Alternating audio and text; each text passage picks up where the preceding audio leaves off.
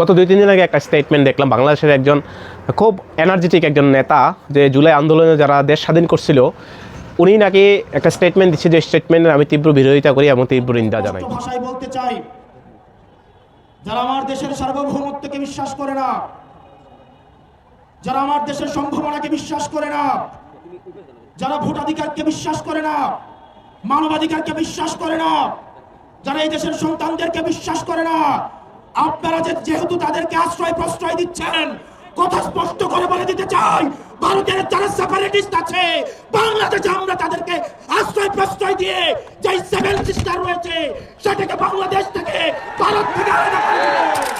হাসনাত নাকি কি ওনার নাম আমি সঠিক জানি না, তবে বাংলাদেশের এই ডাইনামিক যে আপকামিং জেনারেশনের জন্য একটা আইকন। আপনার আমি কিছু উদাহরণ করতেছি। আপনি যেই স্বপ্ন দেখতেছেন, হয়তো বা আপনি এখন দিবানিদ্রায় আছেন, মানে দিনের ভিতরে ঘুমন্ত অবস্থা আছেন। আপনি যেই স্টেটমেন্টগুলো দিতে আছেন, আপনার এই আছে সে আছে সে আছে, আপনি নর্থ ইস্টের করবেন, আপনি নিজের পরিবারটারে, নিজের এলাকাটারে একবার আগে শুধান, আর নিজের বাপ ঠিক আছে না এটা আগে সিদ্ধান্ত করেন। কারণ যেই মানুষগুলি নিজের বাপের পরিচয় থাকে না, নিজের জন্মগত পরিচয় থাকে না, সেটাকে অন্য নিয়ে সেটা এই ভারতের 7টা 7 সিস্টার নেওয়ার জন্য কথা কইতেছে। 7 সিস্টার কি চাও তো যাতে আর যে শি করে দেয়, আমরা যদি প্রস্তাব করে দিই, তোরা এতটুকু ক্ষমতা নাই যে মনোকরণ লেগে। আর আমি ত্রিপুরা পুলিশে কইতেছি, আপনারা সবসময় যদি গাঁজা পাঠান, অন্তপক্ষে সঠিক সময়ে গাঁজা পাচার করার জন্য ব্যবস্থা করবেন তারপরে। কারণ তাদেরকে আপনারা যেভাবে মানে লুকায় টুকায় গাঁজা পাঠান লাগে ইন্ডিয়াতে যেভাবে গাঁজা পাঠান লাগে, আপনারা এমন সময় পাঠান গাঁজা যায় মেয়াদ উত্তীর্ণ হিসেবে। আর এই মেয়াদ উত্তীর্ণ গাঁজা খাইয়া এগুলি যা ইচ্ছা তাই করে। আপনারা হয়তো জানেন না যে বিশ্বের মধ্যে সবচেয়ে নিকৃষ্ট মানে দেশ যদি কোনো জায়গায় কাউন্ট হয়, সেটা হচ্ছে বর্তমানে বাংলাদেশ।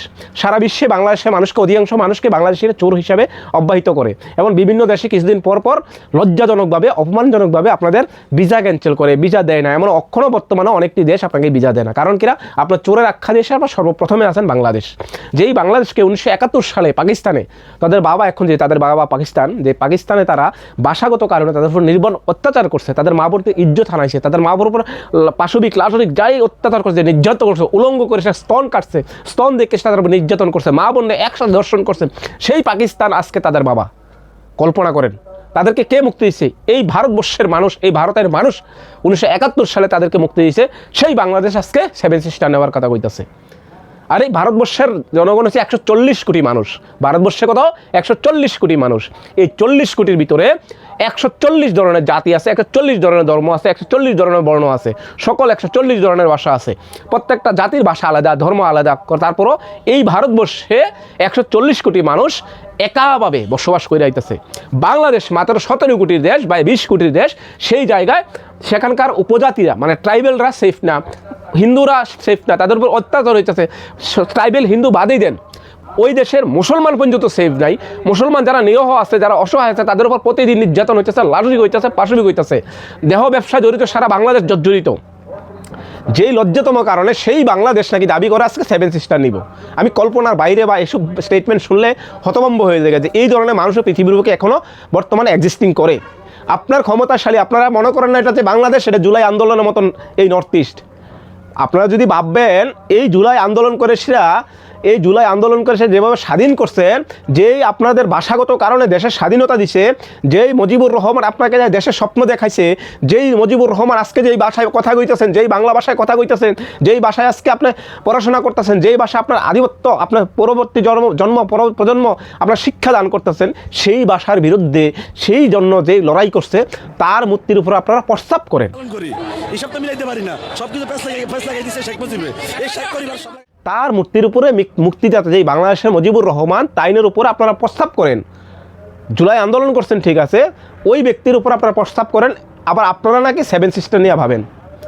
আরে 7 সিস্টার কথা বাদ দেন, 7 সিস্টার আপনারা কেমনে ভাবেন? এই 7 সিস্টার ভিতরে হিন্দু আছে, মুসলিম আছে, খ্রিস্টান আছে, বুরু আছে, গারু আছে, জৈন আছে, মানে সকল 7 সিস্টার তো 49টা জাতি আছে, 49টা ধর্ম আছে, 49টা বর্ণ আছে, ভাষার তো অভাবই নাই। এই আমাদের 7 সিস্টারের কথা কইতাছি। 7 সিস্টারের সকল অংশের মানুষ এখানে আছে। যেই বাংলাদেশ উপজাতি কিছু অংশ মানুষ আছে, তাদেরকে শান্তিতে থাকতে দেয় না। হিন্দু সম্প্রদায়ের কিছু আছে, তাদেরকে শান্তিতে থাকতে দেয় না। ইভেন কি মুসলমানের মধ্যে মুসলমান শিয়া সুন্নি হিসাবে লড়াই ঝগড়া করতেছে। সেই বাংলাদেশ 7 সিস্টার নিবেন? এই যে আমাদের নর্থ ইস্টে এতগুলি ভাষা, এতগুলি ধর্ম, এতগুলি বর্ণ, এতগুলি জাতি, এগুলি আছে, কীভাবে সহ্য করবেন বলেন? আগে নিজের দেশের মানুষকে দেখেন, শিখেন। গাঞ্জা খাও বাবা, গাঞ্জা দেখা ডেটমেট দেখে সে তারপরে গাঞ্জা পান করো, গাঞ্জা সেবন করো। এত বাড়াবাড়ি ভালো না, এত বাড়াবাড়ি ভালো না। তোমার দেশের অবস্থা কোন জায়গায় আছে জানো? যদি বিদেশের রেমিটেন্স বন্ধ করা হয়, বিদেশের রেমিটেন্স যদি বন্ধ করা হয়, তোমরা দেশের মানুষে নিজের গু খাইয়া নিজের হাগু হইতো না, গু খাইবা তো দূরের কথা, হাগুয়া হাগতে পারত না, পেটের ভিতরে খানা থাকতো না। সেই অবস্থা দাঁড়ায় সে বড় বড় কথা কওয়া ঠিক না। এই ভারতবর্ষের নর্থ ইস্ট 7 সিস্টার যে কইতেছ, 7 সিস্টারের ভিতরে নানা মত নানা ভাষা আছে। আমরা যদি 100 মিটার হাঁটাহাঁটি করি, বাড়িতে যদি বাইরে হই, 100 মিটার হাঁটলে এই জায়গার ভিতরে 10 ধরনের জাতি থাকে, 10 ধরনের বর্ণ থাকে, 10 ধরনের ধর্ম থাকে। তাতে আমাদের কোনো সমস্যা নাই। তোমাদের সারা বাংলাদেশে 20 কোটি মানুষের ভিতরে 1 কোটি হিন্দু থাকতে পারে না, 1 কোটি উপজাতি থাকতে পারে না, চাকমা থাকতে পারে না। সেই বাংলাদেশ নাকি আবার 7 সিস্টারের স্বপ্ন দেখে। আমি ত্রিপুরা পুলিশের কাছে, বিএসএফের কাছে আপিল করবো, যখন গাঞ্জাগুলি পাঠান একটু ডিউ টাইমে পাঠাই না ব্যবস্থা, মানে যখন দেয় আর কি, মানে ডিউ টাইমে যে গাঞ্জাগুলি খাওয়াও, যে একটু এক্সপায়ারটি পাঠায়েন না, পচাগুলাটি ভারতে পাঠায়েন না, কারণ এটি খাইয়া যা ইচ্ছা তাই করে। হাসনাত বাবু সতর্ক হয়ে যাও, বেশি বাড়াবাড়ি করিও না। এই 7 সিস্টারের পাওয়ার তুমি দেখছো না? 7 সিস্টার কি দেখছো না? তোমার জায়গায় তুমি থাকো, আগে নিজের দেশের মানুষকে শুধরাও। বিশ্বের 1 নম্বর চোর বাংলাদেশে, 1 নম্বর বদমাশ বাংলাদেশে, 1 নম্বর প্রস্টিটিউট বাংলাদেশে। বিশ্বের যত ধরনের খারাপ নির্মমানের কাজ হয় বাংলাদেশে। সারা বিশ্বে এখন মালয়েশিয়া, সৌদি আরব, কুয়েত, কাতার, ইয়েমেন, ওমান, যে মিডল ইস্ট কান্ট্রিগুলি আছে, এই কান্ট্রিগুলি যদি তোমাদেরকে ভিসা বন্ধ করে দেয়, যাওয়াও বন্ধ করে দেয়, তোমরা না খাইয়া মরবা। তুমি যেই জায়গা দাঁড়ায় কথা কইতেছো, যে কথা কইতেছো, তোমাদের বাংলাদেশের অধিকাংশ অবদান এই ভারতের, অধিকাংশ অবদান এই ভারতের। সেই ভারতের সঙ্গে মির্জাফরি করতেছো, ঠিক আছে? আজকে তোমার পাকিস্তান তোমার বাবা, তুমি ইতিহাসটা একটু জানো। সেই তোমার বাবা তোমার বোনকে, তোমার মাকে নির্যাতন করছিল, উলঙ্গ করে সে তাদেরকে যৌন নির্যাতন করছিল। বেশি দেরি হয়েছে না, 50 বছরের আগের কথা কইতেছি, 50 বছরের আগের কথা কইতেছি, 50 বছরের আগের কথা। ইতিহাস দেখতে লাগতো না, জাস্ট কল্পনা করো। তুমি 7 সিস্টারের স্বপ্ন দেখো, আগে নিজের বাবাকেটা ঠিক করো, নিজের মাকেটা ঠিক করো। তোমার মাকে উলঙ্গ করে সেরা পাকিস্তান তোমার বাবারা নির্যাতন করছে, উৎপীড়ন করছে। সেই পাকিস্তান তোমার এখন বাবা।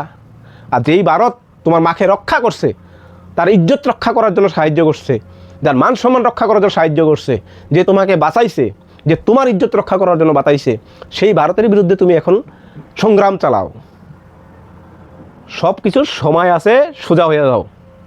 এই ভারতবর্ষের ভিতরে তুমি মুসলিম দরুদি দেখাও, তুমি হিন্দু দরুদি দেখাও, এই ভারতবর্ষের ভিতরে যে মুসলমান আছে, এই ভারতবর্ষের মুসলমান যদি শিশি করে, সু করে, সি করে, প্রস্তাব করে, তোমাদের হিম্মত নাই ধরে রাখার জন্য। তুমি ভারতবর্ষের মুসলমান নিয়ে তুমি চিন্তা করতে লাগতো না।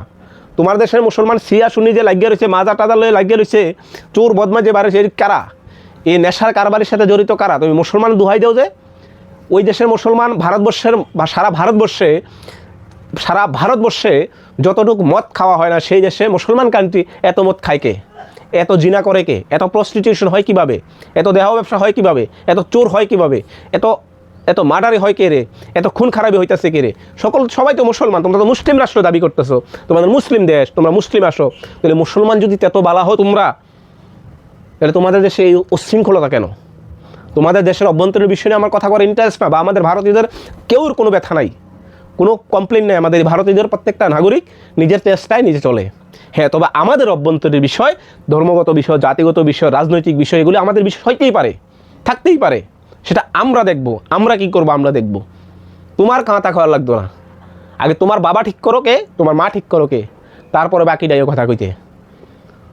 পাইজামি লিমিট ক্রস করো না হাসনাত বাবু। তুমি কি ভাবছো? তুমি যা ইচ্ছা তাই কইবে নাকি?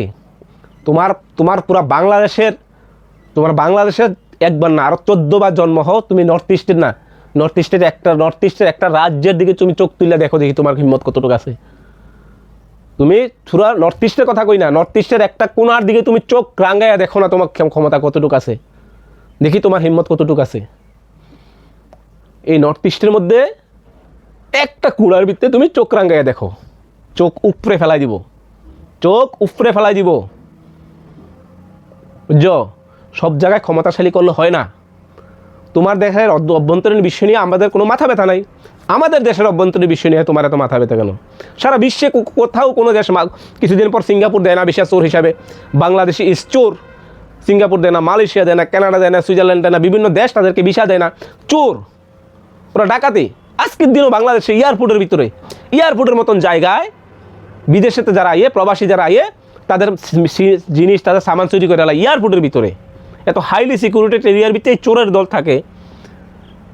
সেই দেশের মানুষ নাকি নর্থ ইস্ট দখল করব, মানে ভাবতে অবাক লাগে। যাক, বিষয়গুলি সব সময়ের মধ্যে বুঝবা, পাইজলামি কম করো, এতটুকুই কথা। আজকের এই ভিডিওর মাধ্যমে তোমাকে ওয়ার্নিং দিতে আসি যে হাসনাত বাবু, তুমি ধর্মের আধারে, জাতির আধারে এই ধরনের রাজনীতি বন্ধ করো। আমাদের ভারতবর্ষ হইতে মুসলমান নির্যাতন হয় না হিন্দু নির্যাতন হয়, সেটা আমাদের অভ্যন্তরীণ বিষয়, আমাদের দেখার বিষয়। আমাদের দেশভিত্তিক কে কী বাসা করব না করব, কী করব কী, সেটা আমাদের অভ্যন্তরীণ বিষয়, সেটা তোমাদের দেখার বিষয় নয়। তোমাদের দেশের ভিতরে তোমাদের দেখার বিষয়। তুমি মনে করো না এটা শেখ হাসিনা। এখানে আমাদের ভারতবর্ষ হইতে দল আলগা থাকতে পারে, মত আলগা থাকতে পারে, ভাষা আলগা থাকতে পারে, রাজনৈতিকভাবে আলগা হইতে পারে, ধার্মিকভাবে হইতে পারে, সামাজিকভাবে আলগা হইতে পারে, কিন্তু আমরা বেলা শেষে একটাই কথা রাখবা, এরা প্রত্যেকটা ভারতীয় এক মায়ের সন্তান। আমরা প্রত্যেকটা ভারতীয়, আমরা একই মায়ের সন্তান। আমাদের মধ্যে বিভেদ থাকতে পারে, তবে আমরা ঐক্য আছি, আমরা ভারতীয়, সেটা আমাদের গর্ব।